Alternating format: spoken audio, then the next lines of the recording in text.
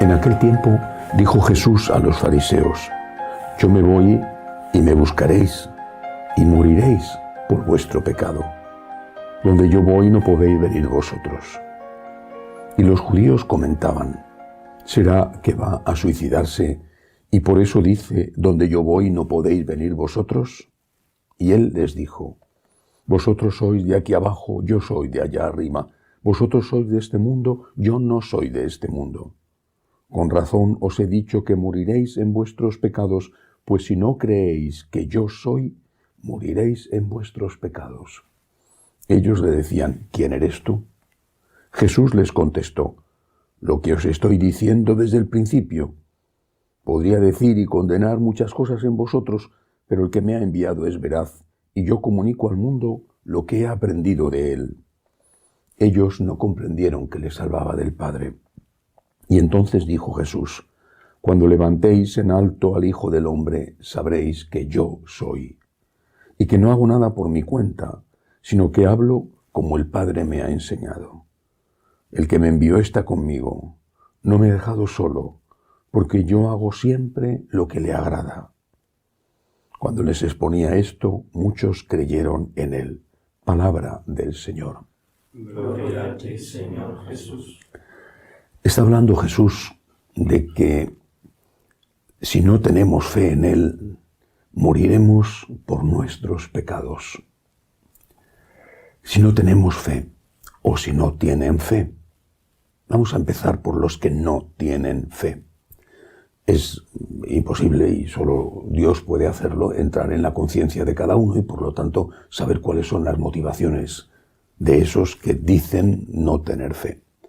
Aunque será más bien que no tienen fe en el Dios de Jesucristo, porque siempre se tiene fe en algo. Hay gente que dice que no cree en Dios y cree en los políticos.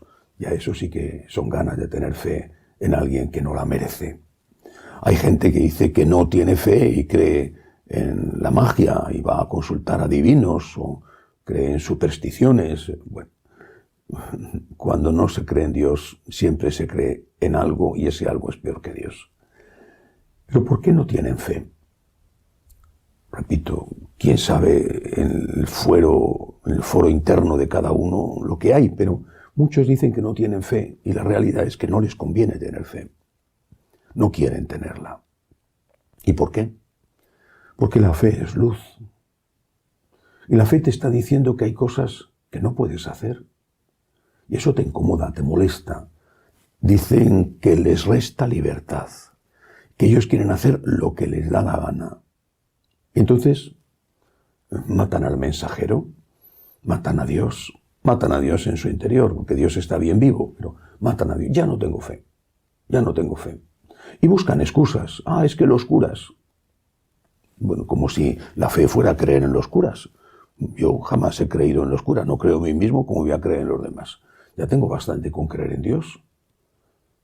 Pero es la excusa perfecta, ¿no? Es que los curas, pues sí, en los curas hay muchísimos buenos, muchísimos, abnegados, sacrificados, generosos, y también hay algunos malos, por desgracia, demasiados. Pero yo no tengo fe en los curas. Nadie nos pide que tengamos fe en los curas. Creemos en Dios.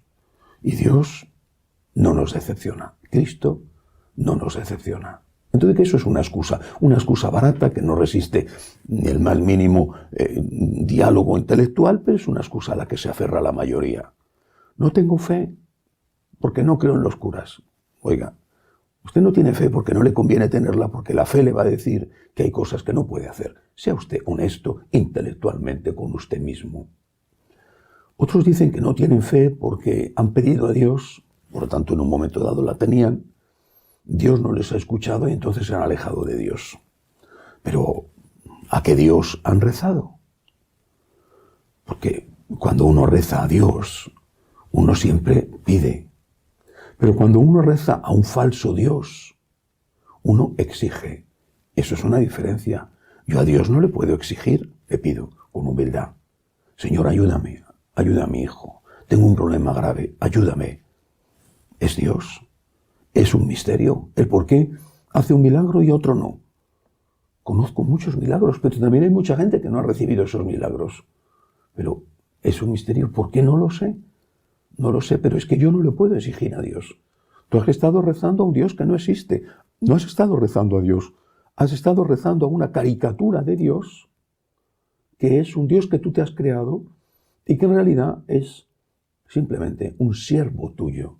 Y estás actuando con ese Dios falso que tú te has creado como actuarías ni siquiera ya con un empleado, porque los empleados tienen derechos. No, con un esclavo. Un esclavo al que condenas a muerte, y eso es lo que haces, matas a Dios, cuando el esclavo no satisface tus caprichos. Quiero esto, esclavo, y si no me lo das, te mato. Esta es la realidad. Repito, ni siquiera un empleado, porque al empleado, para despedirle y mandarle a su casa y quitarle trabajo, tendrás que afrontar una serie de consecuencias de tipo laboral. ¿A qué Dios has estado rezando? ¿A un Dios falso?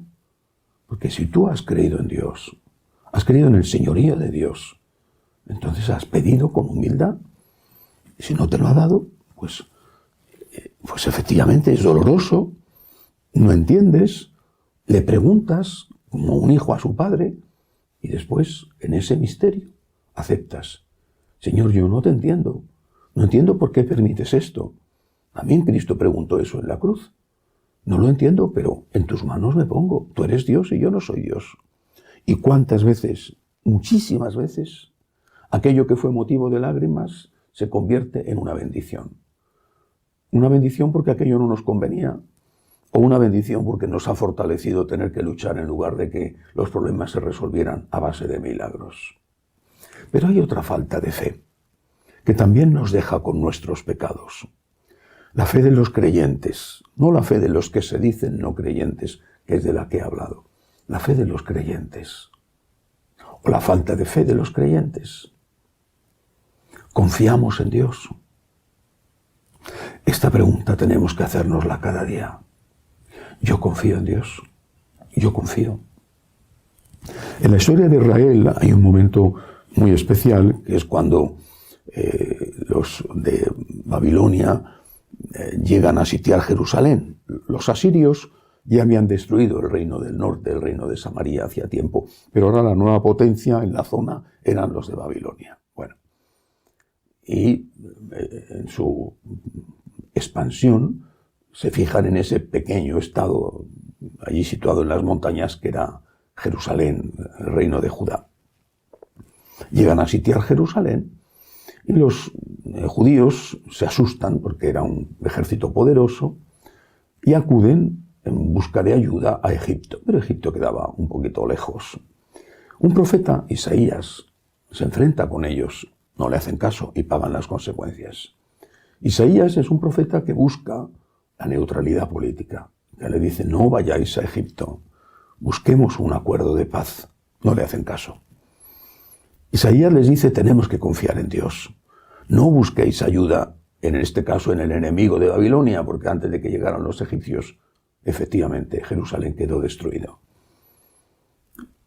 Confiad en Dios, les dice Isaías. Hay que leer el capítulo 13 porque es muy interesante. Si no confiáis, pereceréis.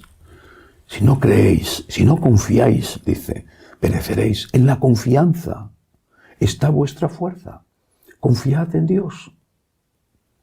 Confiamos en Dios. Nosotros los que somos creyentes, ¿de verdad somos creyentes? Los demás han dejado la fe porque les conviene. Han dejado la fe decepcionados de un Dios que no existía, de su Dios que se habían inventado. Pero nosotros confiamos en Dios. Es un tema fundamental. Porque si no confiamos en Dios, nos pasará como a aquellos judíos acosados por unas fuerzas muy superiores a las suyas, que se ponen nerviosos, que buscan ayuda donde no deben, y que eso precisamente precipita y ocasiona su ruina. Yo confío en Dios. Todos los días hagamos esta pregunta. Hagámonos esta pregunta. Señor, yo confío en ti. Yo confío en ti. Y contestemos, por supuesto, afirmativamente. Tendremos paz y tendremos luz. Porque cuando la situación es difícil, hay que mantener la calma. Y si uno no mantiene la calma, corre mucho riesgo el riesgo de tomar decisiones equivocadas llevadas por el nerviosismo. Te pones como un loco, como un histérico, a golpear en el agua con las manos en lugar de estar sereno y quizá ponerte de espaldas y esperar a que la corriente te pueda llevar a la costa. Confía en Dios. Abandónate en el Dios verdadero, en el Dios de tus padres, en el Dios que te ha protegido en otras ocasiones. Confía en Dios. Es posible que lo que resulte no sea lo que te gusta, pero lo que resulte será aquello que Dios te da, que es lo mejor que puedes hacer. La verdad es que no es sencillo y en muchos momentos te vas a poner muy nervioso. Y tampoco eso significa que no tengas que utilizar tu inteligencia. Pero de fondo, Señor, yo confío en ti. No entiendo, pero yo confío. Tú eres Dios y yo no soy Dios. Tú eres Dios, Señor.